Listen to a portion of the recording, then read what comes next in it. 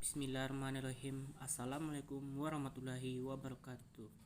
Perkenalkan, nama saya Yono Mulyadi, BP 19101155310146, kelas M3, mata kuliah Perekonomian Indonesia. Baiklah, saya akan menjelaskan dan memaparkan perkembangan dan permasalahan UMKM koperasi dan perbankan di Indonesia. Baiklah, saya akan menjelaskan satu persatu. Yang pertama itu perkembangan UMKM di Indonesia. Saat ini perkembangan UMKM di Indonesia tercatat lebih dari 60 juta UMKM yang ada tersebar di Indonesia. Pada 2016 tercatat ada 61,7 juta UMKM di Indonesia dengan jumlah yang meningkat. Hingga tahun 2021 jumlah UMKM mencapai 64,2 juta. Permasalahan UMKM di Indonesia. 1. Sumber daya manusia bagi UMKM. Hal ini merupakan tantang terbesar UMKM, membutuhkan SDM yang ahli dan memiliki kemampuan yang profesional dalam menjalankan bisnis. Yang kedua, yaitu akses teknologi. Terbatasnya kemampuan dan pengetahuan dalam memanfaatkan teknologi serta platform digital. 3. Strategi bisnis. Fokus pada strategi yang perlu dilakukan agar produk yang dijual dapat berkembang dan laku di pasaran. 4. Yang utama itu permodalan. Ada hal utama yang harus diperhatikan terbesar bagi pelaku UMKM. Yang kedua, perkembangan koperasi di Indonesia. Perkembangan koperasi hingga saat ini masih didominasi oleh koperasi simpan pinjam.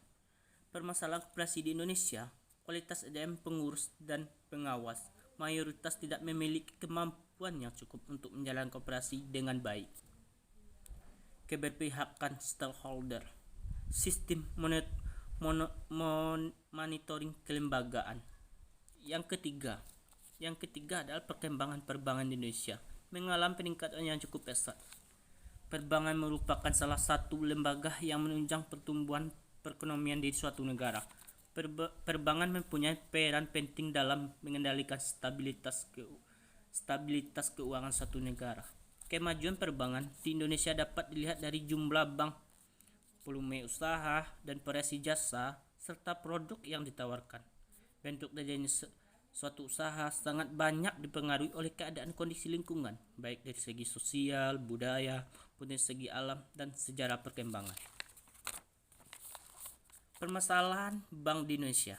Masalah dalam kinerja sehingga berdampak pada kapasitas atau kebangkrutan ketika Bank Indonesia mencabut izin PT Bank Kredit Agricole Industries yang disebabkan memburuknya kinerja bank, yaitu masalah kredit macet dan masalah permodalan.